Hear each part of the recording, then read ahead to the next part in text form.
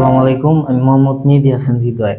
আমি Bangladesh institute of glass and ceramic থেকে diploma শেষ করেছি। এয়ারপোর্ট অ্যান্ড এয়ারলাইন ম্যানেজমেন্টে ব্যাচেলর করার জন্য চণ্ডীগড় ইউনিভার্সিটিতে ভর্তি হয়েছি। চণ্ডীগড় ইউনিভার্সিটিতে ভর্তি হওয়ার জন্য ফেইথ ওভারসিজ আমাকে সকল ধরনের সহযোগিতা করেছে। স্টাডি ইন ইন্ডিয়া এক্সপোতে আমার সাথে ফেইথ ওভারসিজের আরিফ ভাইয়ের সাথে পরিচিত হয়।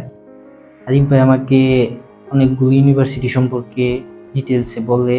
সবগুলো ইউনিভার্সিটি সম্পর্কে ডিটেলসে জানার পর আমার চণ্ডীগড় ইউনিভার্সিটি পছন্দ হয়।